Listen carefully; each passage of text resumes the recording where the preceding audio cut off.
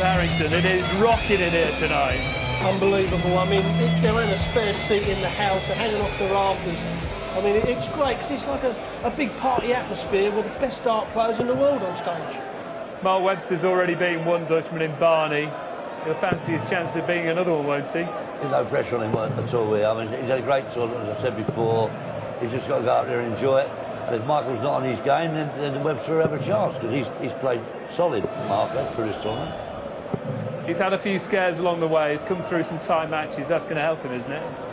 Well, like Eric says, he's up for none, as we call it. He can just go up there and enjoy himself. And the game against Barney, Webster's got to feel great about himself, beating Barney and the way he did it. And if Van Gerwen starts off slowly, then that's where Webster's got to take his chances.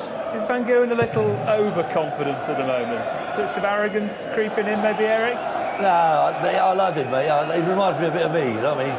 He believes he's the best in the world, and he believes he's going to be world number one, and he believes he's going to be world champion. And there's nothing wrong with that.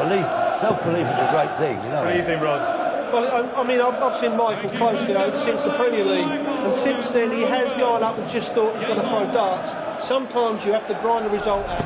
He nearly let it go against Gary Anderson by not starting off strong enough, and this is where Webby has got to take his chances if it's another slow start from Van Gerwen. Cheers, boys. Wayne Mardler, Nigel Pearson in commentary. And Mark Webster in his first ranking quarter-final since April.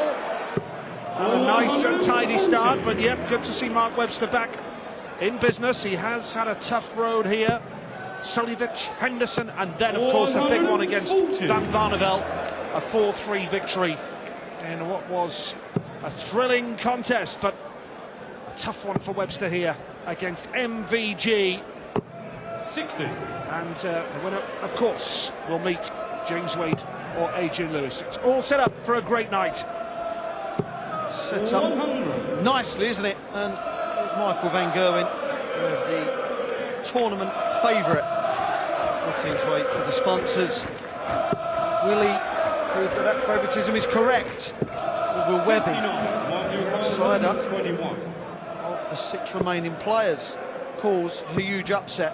Double 18 for the first leg, and a 1-2-1 finish, and a 12-darter. Mark Webster, welcome to the game. Just laying a little marker down, Mr. Van Gerwen, to his opponent. Just a little one, yeah. But Mark knows, and is no one's fault, that he's going to have to improve on his recent performances in this World Championship. His highest average has been 92.48, and that was against the big Dutchman Barney that you alluded to, Nige. That probably won't be enough against Michael, because Michael was one of these players that over a longer format as well seems to produce just flashes of brilliance that can ruin anyone like that. Michael Van Gerwen is off and running here, playing quite beautifully early on. Just wonder how much that victory over Van Barneveld took out of this fella. It was the biggest result in the last 18 months of his career. Webster, we know, has been a top player. Took out, what, 5-ton-plus checkouts against John Henderson, but it was a massive result for Mark Webster's career against Van Barneveld. Yeah, I wonder if Webby in the practice room was giving it some to Michael Van Gerwen, saying, look mate, you might be favourite tonight, but I've already won a world title. You have not. And he's done it. He's been there, seen it and done it, so he can. Well, I was going to say can goad Michael, but if he did, maybe he shouldn't have. 2 legs, a 1-2-4 and a 1-2-1. That's how it's done.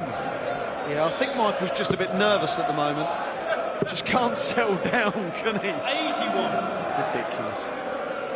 Exhibition darts in the first set here from Michael Van Gerwen. Nice second dart from Webster, but he's on the ropes already. 81. Because Van Gerwen with the darts here could get the first set in double quick time. 100. Just see the averages there. 2 legs gone. Don't mean a thing. But Mark he just want to get into a rhythm. That's all he want to do. And think, right, I'm going to just play like that. And if you can do that, then you can start imposing yourself on a match. And if you lose the first set, even the second set, no problem, because it's first to 5. It's not first to 3 or 4. It's 5. There'll still be a long, long way to go. Well, I'm sure Webster will have seen a little bit of needle 81. between Kevin McDine and Michael van Gerwen, when McDine seemed to mock Van Gerwen when he levelled at 1 set apiece, and the look from Mighty Mike towards Kevin McDine said it all, and he did the rest of his talking on the dartboard. Webb is a player. Mark Webster just plays darts. He relies on his ability to beat players, and if he doesn't win, he always says, tonight I wasn't good enough. And I think it's a brilliant trait. It's a brilliant way to look on it. Tonight I wasn't good enough. Maybe another night he will be. Tops for the set, no problem. Michael van Gerwen with the trademark celebration takes the first set without reply from Mark Webster. That's ominous for the Welshman. Van Gerwen races away towards the first set, and set number 2 here at the Alexandra Palace is coming up in a few moments.